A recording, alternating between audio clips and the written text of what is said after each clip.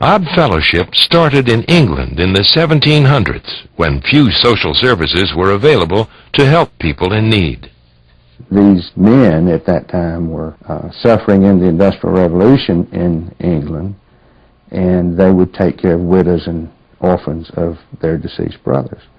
And someone commented, it's really odd that those fellows should do that, hence the name Odd Fellows. And over a period of time, the Odd Fellows evolved into a lodge similar to the Masons, and they have a whole lodge structure with passwords and signs, etc.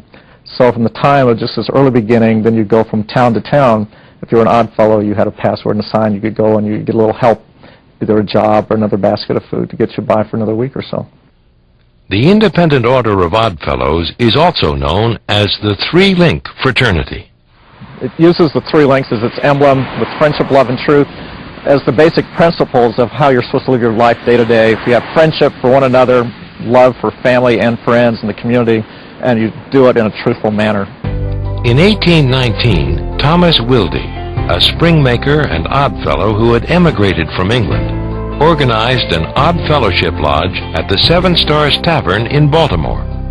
Later, he recruited various lodges around the country to form a national association. In 1842, Wilde's group in the States broke off from the homeland, adopting a distinctly American ceremony based upon the Bible. The Independent Order of Odd Fellows started with 4 objectives: care for the sick, relieve the distressed, bury the dead, and educate the orphan. These 4 goals continue to be the Odd Fellows' mission to this day. In 1852, the Canadian branch merged with the U.S. order, and by 1861, the year Wilde died, there were over 200,000 members of the Independent Order of Odd Fellows in North America. As the order grew, members' wives and daughters played a more active role in carrying out the principles of Odd Fellowship. In 1861, what is known as the Rebecca degree was established, allowing women to participate in lodge activities. In so doing, Odd Fellows became the first fraternal order to authorize a ladies' auxiliary. Later, Rebecca's became an independent organization within the Odd Fellow structure. By 1929, there were over 1.7 million Odd Fellows and Rebeccas spanning a wide range of social levels.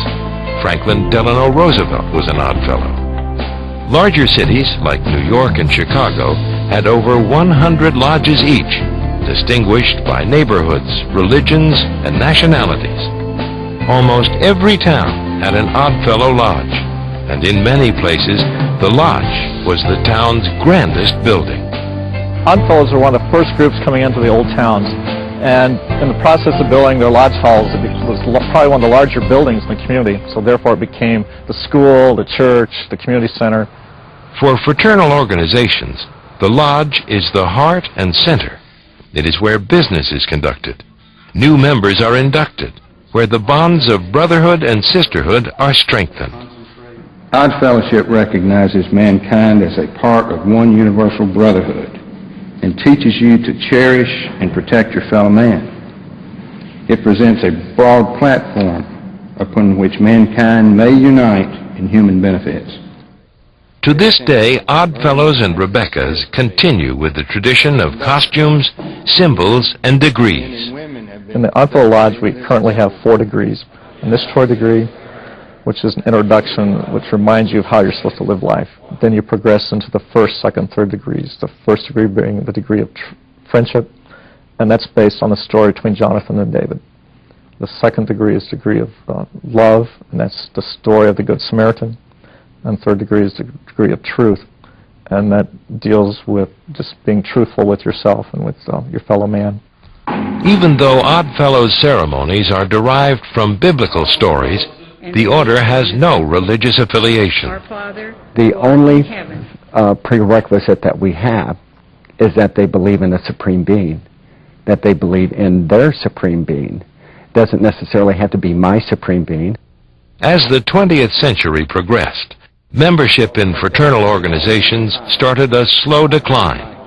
The social benefits that groups such as the Oddfellows and Rebeccas had provided began to be taken over by government programs, and the way many people spent their spare time changed radically in the last half of the century.